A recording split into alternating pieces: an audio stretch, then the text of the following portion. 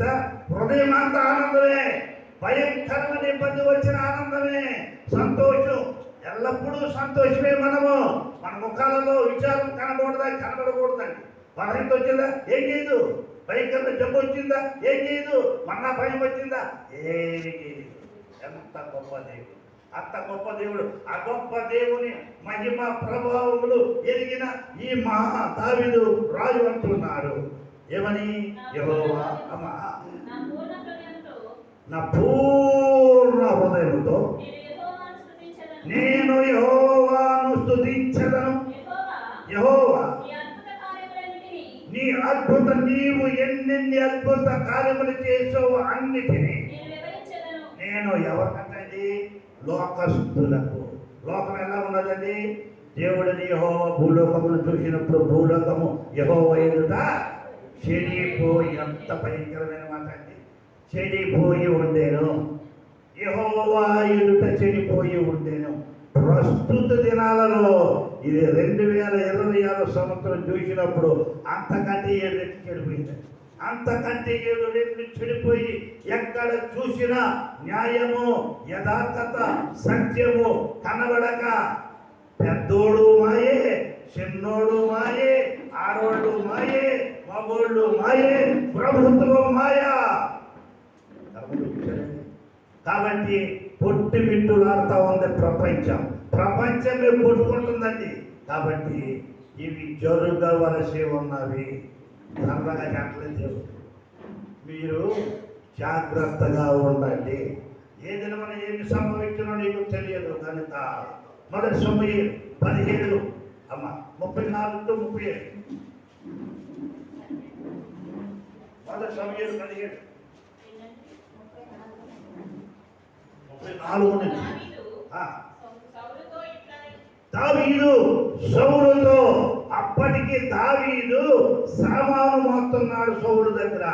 ఆ సామాను మోసే దావీదు అంటాడు సౌలుతో, అమ్మ దేవుడు మాట్లాడండి అంతే. సందర్భాలు వస్తా కానీ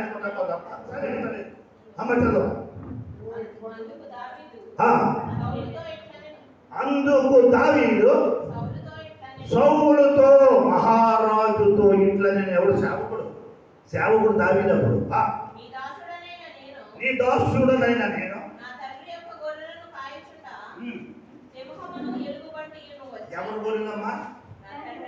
నా తండ్రి యొక్క గొర్రెలు అనగా ప్రభు అప్పగించిన పరిచర్య చేస్తూ ఉండగా ఏమి వచ్చినాయండి? సింహమును దానికంటే భయంకరమని జలుబు పెట్టి వచ్చి మందలో నుండి ఒక గొర్రె పిల్లను ఎత్తుకొని పోచుండగా అబ్బా ఏం చేశాడంటే పారిపోయాడా? మందను చెదరగొడుతూ ఉన్నది సాతాను బుద్ధులు గలవాడు ఒక్కడు ఉంటే, ఒక్క స్త్రీ ఉంటే మందను చెడుపుతున్నారు. ఎక్కడికి వచ్చిందండి? తండ్రి మందలోనికి వచ్చింది. ఇది తండ్రి మంద. ఎవరి ద్వారా వస్తుంది? సైతాను మనుషుల ద్వారానే, విశ్వాసుల ద్వారానే, స్త్రీల ద్వారానే, పురుషుల ద్వారానే. ఎక్కడో ఉండదండి అది. కాబట్టి అమ్మ చదువురా. ఏం చేయాలండి? నేను దానిని తరిమి చంపి దాని నోటులో ఏముంది? గొర్రె పిల్ల.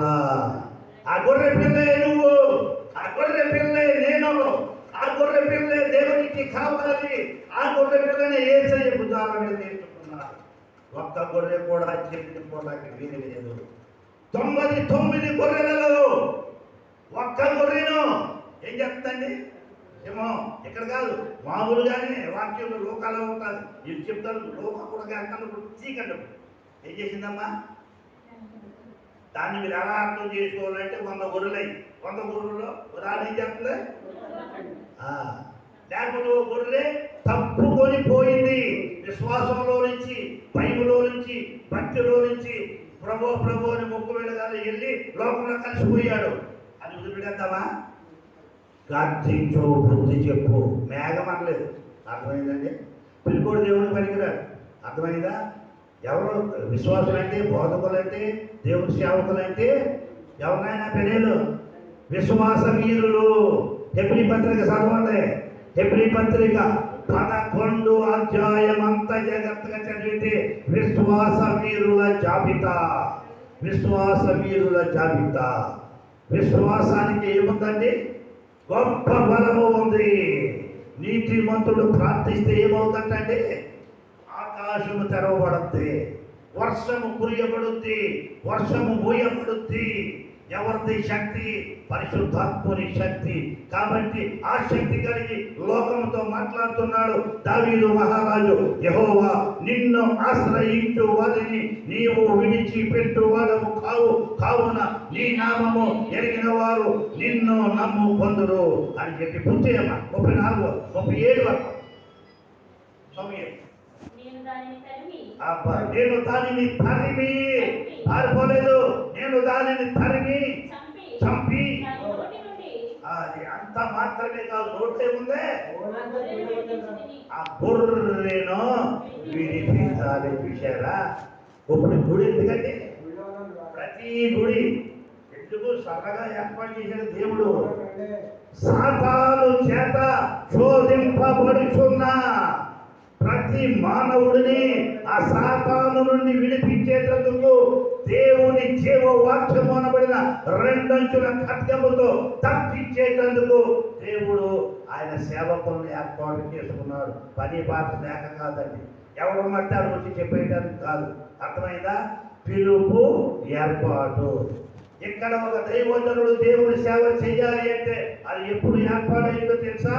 ఎవడో పెద్దడు వచ్చి పెట్టాడు అవన్నీ తెలిసి తెలవని మాటలు. భూమి పునాది వేయబడక ముందు ఏర్పాటు చేశాడు. ఎప్పుడు ఏర్పాటు చేసేదండి? భూమి రవ్వంతైనా లేనప్పుడు నరకానికి వెళ్ళి ఓళ్ళి రాసేసాడు, పరలోకానికి వెళ్ళి ఓళ్ళి రాసేసాడు. మరి ఎందుకు ఈ సువార్త అంటే ఒకవేళ ఇంకా రక్షణ ఎవరైనా ఉంటే రేపు ఈరోజు రక్షింపబడాలనుకో ఆ రోజు రక్షింపబడతారు. అంతేగాని రోజు రక్షింపబడిపోవు. కనుక ప్రియ దేవుని బిడ్డలారా, ఆయన ప్రణాళిక నెరవేర్చబడాలి. ఆయన ప్రణాళికను మనకు చూపిస్తూ ఉన్నాడు. దేవుడు ప్రణాళిక చూపిస్తూ మాట్లాడుతూ ఉన్నాడు. 5వ అధ్యాయం కీర్తన 11-12.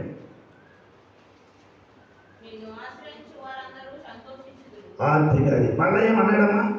నిన్ను ఆశ్రయించువారు అందరూ ఎవరు సంతోషిస్తారంటే నిన్ను ఆశ్రయించువారు. అక్కడో మాట, ఇక్కడో మాట, 10 మంది దగ్గరికి వెళ్ళి కూర్చుని ఇక్కడ చెప్పే వాళ్ళు కూర్చుని కూర్చుని ఎలాంటి వాళ్ళ కాదు. మనం ఎప్పుడు ఎలా ఉండాలంటే ఇంటికాడ ఉన్నా బయట ఉన్నా ఏం చెయ్యాలా? ధర్మశాస్త్రాన్ని పఠించాలి. ధర్మశాస్త్రాన్ని పఠించాలి అని భక్తులు చెప్తున్నారు కాబట్టి పని పోవడం కొట్టేసేసి అక్కడ కూర్చుని సాయంత్రం ప్రార్థన చేయడం కాదు, అసలే తగలదు. అర్థమైందండి? నీకు దేవుడు పెట్టిన పని బాధ్యత చెయ్యి. ఒకవేళ నీకు సమయం లేదనుకో, సమయం లేప్పుడు నీ పనిలో నీవు పని చేస్తూ ఉంటుండగా నీ పనిలో నీ అంతరాత్మలో దేవుని వాక్యాన్ని ధ్యానం చేయి, దేవుని ప్రార్థన చేసుకో. అలాగుననే దావీదు దినమునకు ఎన్నిసార్లు ప్రార్థన? దినమునకు 3 పర్యాయములు ప్రార్థన చేసేవాడు. ఎన్నిసార్లు స్తుతులు చెల్లించేవాడు? 7 సార్లు. 7+3 ఎంత అయిందండి? 10 సార్లు ఆ రాజర్కం చేస్తూ దేవుణ్ణి ప్రార్థిస్తూ స్తుతిస్తూ, ఇదిగో యెహోవా నిన్ను ఆశ్రయించు వారిని నీవు విడిచిపెట్టు వాడవు కాదని చెప్పి 2వ సమూయేలు 5:15 నుంచి కొన్ని వచనాల.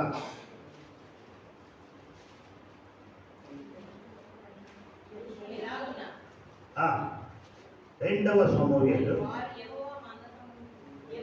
5:15.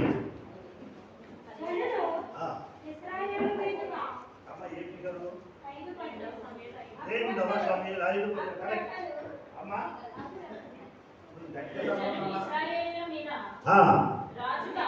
ఇశ్రాయేలీయుల మీద రాజుగా దావీదునకు పట్టాభిషేకము చేసిరని ఫిలిష్తీయులకు వినబడినప్పుడు అబ్బా ఏం చేస్తారు విషయాలండి? ఒక దైవజనుడిగా రాజుగా అభిషేకము చేయబడినని లోకానికి అసూయ కక్ష వచ్చి దావీదును పట్టుకొనుటకై ఫిలిష్తీయులందరూ వచ్చిరి. దావీదు ఆ వార్త విని ప్రాకారము గల స్థలమునకు వెళ్ళిపోయినట్టే ఏదైనా ఆపద వచ్చినప్పుడు దావీదు ఒక గుహకు వెళ్ళేవాడండి. ఆ గుహ పేరు అదుల్లోము గుహ. ఇదొక చాలాసార్లు చెప్పాను. ఆ యొక్క గుహకు వెళ్ళిపోయాను. ఫిలిష్తీయులు దండెత్తి వచ్చి రెఫాయిము లోయలో వ్యాపింపగా దావీదు నేను ఫిలిష్తీయులకు ఎదురుగా యుద్ధమునకు పోయేదనా, నా వారిని నా చేతికి అప్పగింతువా అని ప్రార్థన చేస్తున్నాడా అని యెహోవా యొద్ద విచారించినప్పుడు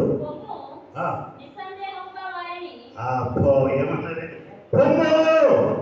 నిస్సందేహముగా ఎంతమంది కట్ట కట్టుకొని అభిషేకించబడని నీ మీదికి వచ్చిన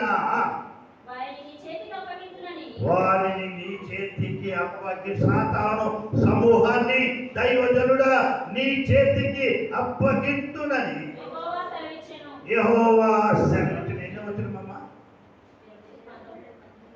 ఇంట్లో వచ్చిన వరకు సరే ఇంకోటి చదువు.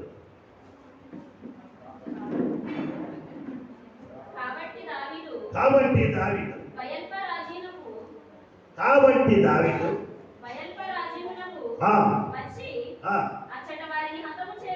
అక్కడ లేక అచ్చట హతము చేసి అంటే నరికి పాడేశాడు. ఒక్క వ్యక్తి, ఒక్క దైవజనుడు, దేవుని అభిషేకము పొందిన దావీదు ఎలాగా నరికేయడమా? జల ప్రవాహము కొట్టుకొని పోవునట్లు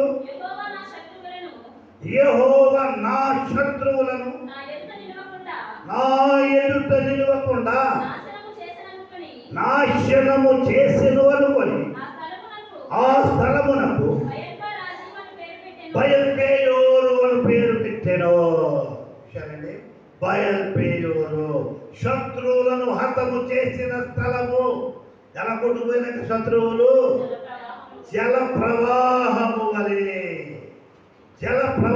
వలె కారణం ఏం చేయాలనుకున్నా తెలిసిన ఫిలిష్తీయులందరూ దావీదుని ఆ యొక్క ఇశ్రాయేలు పట్టణానికి రాజుగా లేకోకుండా చేసి ఇశ్రాయేలు పట్టణం అంతా ఆ దేవతా విగ్రహాలు, ఆ యొక్క పూజలు పునస్కారాలు, రకరకాల విధములైనటువంటి దేవత ఆరాధనలు మొదలు పెట్టారు. విషయాన్ని ఈ దేవుడు ఎంత గొప్పవాడు. ఓ క్రైస్తవుడా, పైకి నటిస్తున్నావు, జాగ్రత్త. అంతా నటనే, ఏమాత్రము సత్యము లేదు. అవసరతకే దేవుడు, అవసరతకే ప్రార్థన. మన దేవుడు అవసరత దేవుడు కాదు, అవసరత దేవుడు కాదండి. ఎప్పుడూ తోడుగా ఉండే దేవుడు. అదే దావీదు ఏమన్నాడు? దావీదు చేసాడు వాగ్దానం. ఏమని చెప్పాడు తెలుసంటే, నేను నీకు తోడై ఉన్నాను. దావీదు, నేను నీకు తోడుగా ఉన్నాను. ఆ పాట రాసిదామనుకున్నాను. దేవుడు మనకు ఎల్లప్పుడూ దేవుడు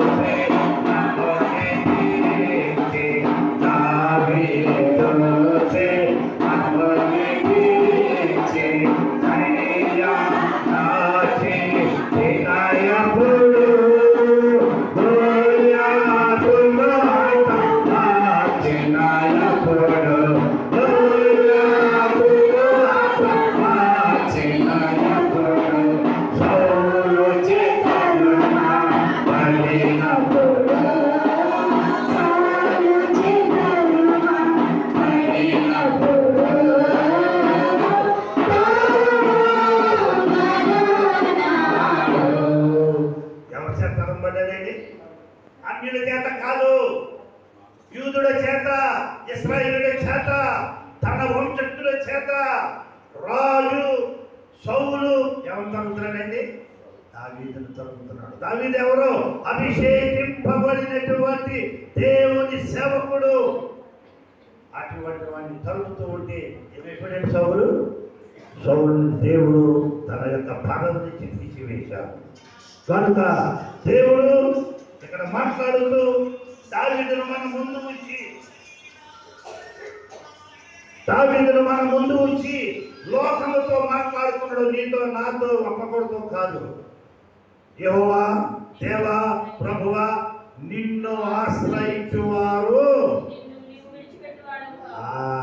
వారిని నీవు విడిచిపెట్టువాడవు కావు, నీవు విడిచిపెట్టవు. కాబట్టి ఎవరైతే నిన్ను సంపూర్ణముగా నమ్ముకుంటారో, ఎవరైతే సంపూర్ణముగా నమ్ముకుంటామంటే ఏంటి?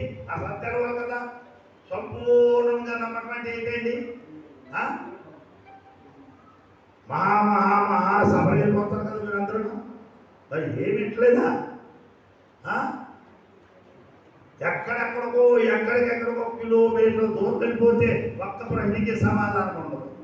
కాబట్టి అసలు ఇప్పుడు మనిషిదమ్మా, నిన్ను ఆశ్రయించే వారిని నీవు విడిచిపెట్టువాడవు కావు. ఎవరిని విడిచిపెట్టడు? ఆశ్రయించడం అంటే అరే పిల్లలు తీసుకొచ్చి ముందు కొండలింట్లో పెట్టేది అయితే అసలు పెద్ద ప్రమాదం ఏంటో తెలుసా? పెద్ద ప్రమాదం. నేను రోజు చెప్తాను మీకు. పెద్ద ప్రమాదం ఏంటో తెలిసి దేవుని కంటే ఎక్కువ బాధను ప్రేమించేవారికి అయిపోయింది. అయిపోయి చరిత్ర పోయింది కాదు అర్థమవుతుందా? దేవుని కంటే ఎక్కువ భర్తను ప్రేమించే వరకు ఈ జీవితం కఠినంగా అయిపోయింది. అర్థమైందా? పిల్లలను ప్రేమించే వరకు ఎత్తుకోవాలి కదా. అర్థమవుతుందండి? ఇసాక అర్థమవుతుందా? దేవుడి కంటే ఏమి ఎక్కువ ప్రేమించకూడదమ్మా. శుద్ధం మన ఇంట్లో బంగారం, శుద్ధం మన సంత దేని మీద? శుద్ధల మీదే. ఏ శుద్ధలయ్యి? బంగారం శుద్ధలు. కాబట్టి నీ జీవితం కఠింగు. అర్థమైందా? నీ జీవితం కఠింగు. ఎవడరా దరిద్రుడు అంటే ఆయన్ని ప్రేమించిన వాడు పరమ దరిద్రుడు అన్నమాట. రోడ్డు మీద అనుకుంటారు ఆడు ఎన్ని పొరలో తెలుసా? ఒక్క పొర కూడా దొరకదు. అర్థమైందా? ప్రియమైన దేవుడు సరదాగా ఏమన్నా చెప్పనండి. ప్రియమైన దేవుని బిడ్డల, ఇది ఆత్మావేశముతో దేవుడు ఏ సమయంలో ఏమి బోధిస్తాడో అది మనము చెప్పాలని చెప్పేది. కాబట్టి ఇప్పుడు చూడండి జాగ్రత్తగా. సామెతల గ్రంథం 8వ అధ్యాయం 17-18. ఏమన్నాడమ్మా? నన్ను ప్రేమించు వారిని, అది నన్ను ప్రేమించు వారిని మాత్రమే నేను ప్రేమించుచున్నాను. నాకంటే ఎక్కువగా దేనిని ప్రేమించినా నేను వాళ్ళని ఎవరిని అది మళ్ళీ ఎలాగంటండి? ఆయనను హృదయపూర్వకముగా ప్రేమిస్తూ జాగ్రత్తగా అంటే ఎంతో మరి బరువు బైబిల్ నేను బరువు ఎంత తెలిసిన మీకు? మన యొక్క నార్మల్ బైబిల్ యొక్క బరువు కేజీన్నర. అర్థమైందా? ఆ కేజీన్నర బరువు మోసుకొని వచ్చిన అలసట చేత కొనుక్కోవాలి. ఇప్పుడు ఏం బరువు అయిపోయింది మనకి? వచ్చిందేమో ఇందుకే. దీన్ని మోసుకొచ్చి అలసట. బయట ఎన్ని రకరకాల మాటలు సోదరులు చెప్పుకున్నా నిద్ర రాదు, ఆయాసం రాదు, అలసట రాదు. ఎంత దరిద్రమండి బతుకు. సరిగ్గా దేవుడు పేరెత్తినప్పటికీ భయంకరమైనటువంటి నిద్రలో ఆవిడంతలో మళ్ళీ ఆవిడంత చూసి మాకు వచ్చింది ఇక్కడ చాలా భయంకర. ప్రియమైన దేవుని మహాసభలో కూడా ఇలాగే జరుగుతూ ఉంది. కనుక దేవుడి దగ్గరికి కనగ రావాలంటే ఒక మాట చెప్తాను. 1 కొరింథీ పత్రిక 16వ అధ్యాయము 22వ వచనం చక్కగా గంభీరంగా చదవాలి.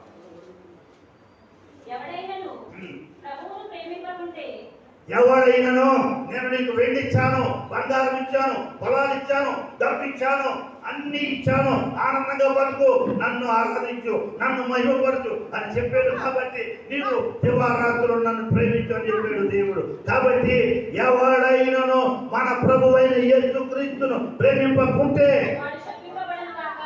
దీవుని అమ్మ శాపం ఇది. అమ్మ చేతుకున్న అమ్మాయి దీవెన శాపమా? దీవెన శాపము. ఎవరు పెట్టారండి? బైబిల్లో శాపాలు ఉన్నాయి తెలుసా? పౌలు గారు చెప్పి చెప్పి చెప్పి చెప్పి సంఘానికి చెప్పుతూ ఇదంతాను ఈ యొక్క కొరింథీ మొదటి పత్రిక అంతా సంఘం గురించి చెబుతూ ఆయన యొక్క సంఘం యొక్క పరిస్థితులు చూసి ఈ కొరింథీ సంఘములో 7 భయంకరమైన పాపాలు ఉన్నాయి. అన్నిటికంటే పెద్ద పాపం ఏమిటంటే ఆడోళ్ళు ఇటు 7 జడలు, ఇటు 7 జడలు. ఎన్ని జడలండి? 14 జడలు. దీనికి దర్శనం ఏంటమ్మయ్యా? ఇందులో ఏమంటారు? సరదాగా అనుకోవచ్చమా? మీకు ఫోటో చూపిస్తాను. బయట ఫోటో దీనికి ఫోటో పెట్టుకోయి బెజ్జలు సాగిపోతున్నా సరే అయ్యే చూసుకునే వాళ్ళు. దేవుడు చెప్పాడు ఇదిగో 7 రకాల తప్పులు ఉన్నాయి కాబట్టి స్త్రీ సంఘములో మౌనంగా, అక్కడ చెప్పాడు మౌనముగా ఉండాలి. మాటలాడుటకైనాను ప్రార్థించుటకైనాను అధికారము లేదు. తెలుసా? మరి ఎందుకు నేను మీకు ప్రార్థిస్తున్నానా? ఎందుకు మీకు పాటలు ఇస్తున్నానా? అది నాకు తెలుసు. వాక్యము 2 రకాల కట్టుకో కాబట్టి ఏ పరిస్థితులు బట్టి చేస్తాను. అదే మన పెద్దోళ్ళు ఎవరైనా వచ్చాడు, దేవత నుంచి ఎవరైనా వచ్చాడు అనుకో, మీరు ఎవరైనా ప్రార్థన చేసి ఏమంటాడు? ఎంత ఆవిహేస్తారు తెలుసా? ఎక్కడమ్మా ఏమంటారు? మాకు అందరూ తెలియదు. ఒక ఆయన నుండి కూడా కోలేదు. హలో హలో అంతే, ఏం లేదు. అంతే రూల్ అంటే ఇది బైబిల్ ఏంటనుకుంటున్నారు? కాబట్టి 2 ఖడ్గము తర్బీదు రావాలి మీకు అని, మీరు రుచింపబడాలి అని. ఎవరైనా మా నాయకులు వచ్చి ఎవరికి ప్రార్థన అర్థమైందండి? అర్థమేమని అనిపించారు. కాబట్టి వాక్యంతోనే క్రోడీకరించాలి. కాబట్టి ఒక చిన్న మాటతో ఇది నాని ప్రభు నాతో ముందు మాట్లాడుతున్నారు, తర్వాత మీతో మాట్లాడుతూ నన్ను ప్రేమించు వారిని నేను ప్రేమించుచున్నాను, నన్ను జాగ్రత్తగా వెలుగువారు నన్ను కనుగొంటారు. అబ్బా ఎవరికెత్తనండి? ఎవరికెత్తనారా? ప్రేమించు వారిని నేను ప్రేమిస్తాను, నన్ను జాగ్రత్తగా వెలుగువారు ప్రభువుని కనుగొంటాం. వాళ్ళ దగ్గర ఏముంటుందంటే ఐశ్వర్యము. చెప్పండమ్మా, ఐశ్వర్యం అంటే ఏంటి? వెంటనే చెప్పేది ఐశ్వర్యం. కొంచెం గట్టిగా చెప్పండమ్మా.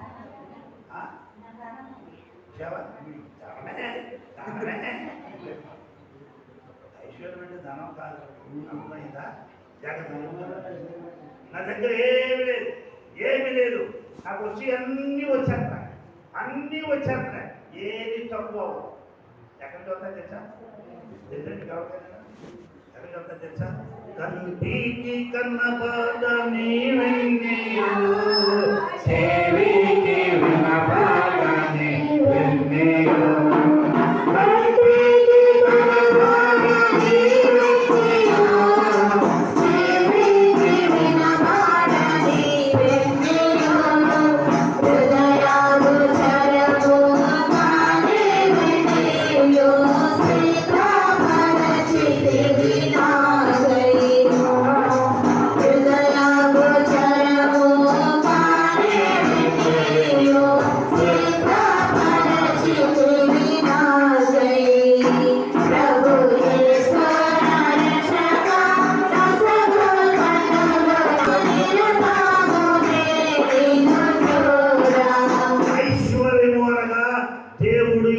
ఆశీర్వాదము.